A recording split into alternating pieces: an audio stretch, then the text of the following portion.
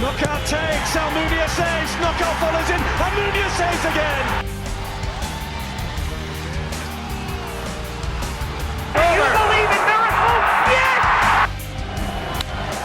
Hard hit into right, back at the wall, tie game!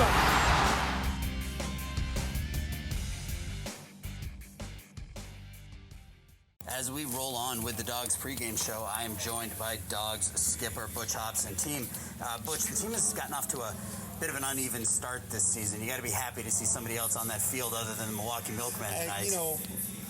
You play somebody 6 times in a row. But that's what it is. I mean, every game's been one run, and except for last night. So I really liked the way we swung the bats last night. It's one of those nights in Impact Field where the wind blows in from right, and you never see that. And so we crushed some balls. The first ball that KC hit, that's way out any other night. And the balls that Alamont hit to left center, I mean, it's just the ball's not bouncing our way right now, and we're beating ourselves. We're beating ourselves right now with mistakes that we don't need to make. And I just talked it up. I said, guys, this first 5 games are our spring training, and we start our season today. That's what you're chalking it up to, just kind of playing through that early season, Russ? Yeah, I would say that. I mean, even, on a 100-game season, we only have 12 days of spring training, but, we were fortunate we were able to every spring get 5 or 6 games in. But we were not able to do that this time because of COVID. We just want another team, the Black Sox, to come in because the guys hadn't been tested. Right. So you had Eric Stout on the mound tonight. It couldn't have been much better on opening night. Couldn't have asked for anything more. Five innings, 1 hit. What are you looking more the same tonight? Or are you looking for something? Yeah, we try to increase his pitch count a little bit. Mm-hmm. Hopefully we can get 6 out of him. If he gets his pitch counts down, we may be able to get 7 out of him. But I'll leave that up to Corey, and he handles the pitching staff, and we just got to build up in pitches and get them, hopefully get them deeper in the game. I mean, Busfield had like 90 pitches in 5 innings last night. And Butch, is there any additional pressure dealing with a compressed season like this, kind of getting off to trying to make sure you get off to a hotter start? Well, I'm not going to look at it like that. I'm going to look at it like this. We're just happy that we're able to play. Mm-hmm. The man upstairs has a lot to do with that. And he's watched us and protected us, and he's kept us healthy. And, we just need to maintain that. There's a lot of things that are different. It's just kind of like, I don't know if you ever saw the movie Christmas Vacation, one of my favorites. I watch it 5 times a year. And Cousin Eddie told Clark, he said, it's all a part of the experience, Clark. And that's what it is. This is all part of an experience that, we probably never will experience again. But I told the guys yesterday after the game, I said, let's go out and have fun. Don't put so much pressure on yourself. Just go have fun. The game's supposed to be fun, and I don't think we're having enough fun right now. Well, hopefully you guys can turn it around a little bit tonight and have some fun tonight. So I look for a good one out of Eric. I look for our bats to continue to get better. And find some holes. Find some holes. That's it. All right, Butch. Thanks a lot. Good luck tonight. Okay, man. You're welcome. All right, we are back on the Miller Lite Chicago Dogs pregame show, and I am joined by manager Butch Hobson. And Butch, one of the last things you said to me during our last pregame interview was that you were going to tell the guys to go out and have some fun. Well, it certainly looked like they had some fun out there last night. Well, I think anytime you can put some runs on the board, it's, close ball games, well-pitched ball games are fun. I just, I feel like that, that offense that we saw last night is what we have. You're always going to run into that guy's got your number that night sometimes, so you have to do a few things different. We're going to start running more, which we did last night, and get a good game out of Eddie tonight, and get this one and try to sweep tomorrow. We got to give this one tonight, and I look for a good game from the Dogs tonight. Yeah, you talked about kind of offense from up and down the lineup. Obviously, kind of the spark plug sort of has been Edwin Arroyo from really the beginning of the season. Last night he had the big tie-breaking grand slam.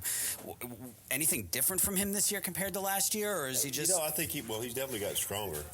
He did a lot of work this winter. Not that he's a home run hitter, but. He got that one pretty good last night. Yeah, he did. We give him a hard time about his home runs, but Eddie's been our hottest hitter from the start. He's been a really good player for us the last 2 years as a rookie, both years actually.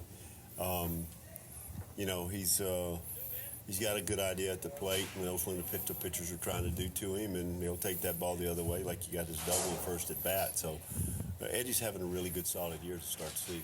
Talk about going the other way. That actually brings up another player that I wanted to talk about, and that's Victor Roach. Victor came into last night's game struggling a little bit with the bat. A couple of really nice at-bats in the 7th and 8th inning where he hit opposite field doubles. What have you seen out of him? Well, I mean, I had Vic all year last year, and he hit 28 home runs. He hit almost 300 with like 90 RBIs. That's a good, solid year in 100 games. He's got the capabilities of hitting the ball out of the ballpark. But if he stays like that, he'll get his pitches inside and he'll start turning on a few balls. So we need his bat. We need KC. I think KC's last game at home. The game before that, he started showing signs of finding where he wants to be. We lost him in the first inning last night on that call. Turdo's going to do what he's doing. Michael get going. So offensively, this team, I think we're good and solid. And I think, a few things with our pitching staff here or there. And we didn't have Wes last night. We won't have him tonight because of the the little medical thing that he had yesterday. So we'll have Smith in the bullpen tonight to give us an extra arm. He can pitch too. And but getting back to he's a threat when he walks to the plate. Yep. And you mentioned Eddie Butler a little bit ago. So for anybody who kind of missed his first start, what can we expect to see out of Eddie Butler? Well, I mean, it's his first start. He didn't have a command like he wanted to have. He's a sinker ball guy.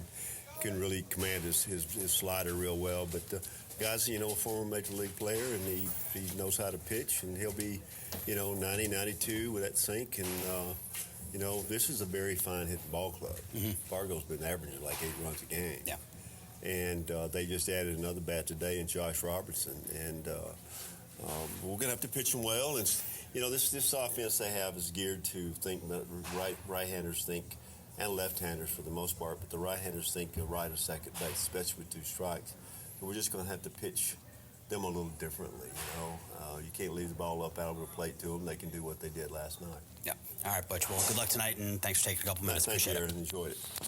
As we roll on the Chicago Dogs pregame show, I am joined now by Dogs skipper Butch Hobson. And Butch, obviously not the result you guys wanted on the scoreboard last night, but you had to be encouraged by the performance of Eddie Butler. Oh, yeah. And sinker was good. Breaking ball was good. Had a really good changeup. We got to the 6th there, and, he tried to go in on Patterson and hit him, and he's pretty much, Corey felt like he was kind of flattening out a little bit. We thought that would be a good time to, I don't like to take a starter out when his two guys are on base. But, fortunately, Casey just didn't have his usual command and walked a couple of guys. But the left-hander pitched good against us. Wasn't anything that I thought was special that he was doing, except he's got pretty good off-speed stuff. And, at this point of the season, those kind of guys have success. But it's a beautiful Sunday. We had a great chapel, and looking to get a win and win the series. That's going to be our goal, to try to win every series. And, we need to win this one today to do that. Yeah, you mentioned the offense. Bit of a struggle yesterday. Only 3 hits, 13 strikeouts. Did you see anything from the hitters? Were they being too aggressive, not aggressive enough, or was it just one of those days? Yeah, those are questions you have to ask them. I don't know what they're thinking when they stand in the batter's box. Right. You got to have a game plan when you step in the batter's box. You know what the guy, you've seen him once, you know what he's got, so have a game plan. I've always been told by different people, and I started using it, which I think helped me get to the big leagues. I said, sometimes you go to a place, you got to look for what you're going to get. You'd be surprised you might get it, or you'll be surprised you will get it. So I don't think we had a good game plan. I think we, might have been trying to do a little bit too much. Guys that he pumped 90 every once in a while, but he was generally 87, 88. But his changeup and his slider was good. His little breaking ball was good. But look for the bats to break out today. And obviously this year has been unique from a number of different perspectives in terms of on the field, off the field, fans in the stadium. What's been the biggest adjustment for you and the team so far this year? Well, I mean, I don't want to say that we're having to do stuff on protocol to stay safe. And that team wasn't doing it last night, and I reported it to the league. Like, they're not supposed to, hitters aren't supposed to give their gear to the first base coach, and their players didn't even know it about it because apparently the manager hasn't told them. And,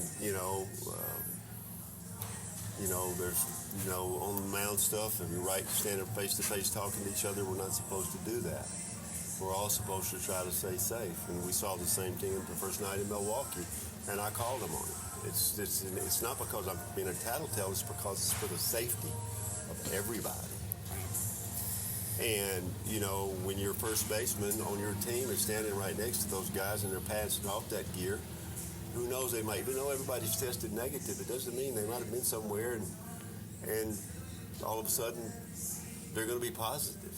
And most of these young guys are going to be asymptomatic anyway. It's probably not going to have any symptoms, until you do the rapid test, it would find out. But, we continuously do our testing, and, I don't, is it an adjustment? I don't want to say this is an adjustment. It's you just got to, I just tell my guys, well, we just got to be smart. You got to think about things that you never had to think about before, and sometimes that's difficult when you're on the field. Like wanting to give a high five, you can't do it. Right. But we're playing, and the league has made it through the first 10 days. We're game 9 today? Game 8 for us because we had the rain out. I mean, the game we didn't play last Sunday. And get a win today. We got a 11-hour bus ride home.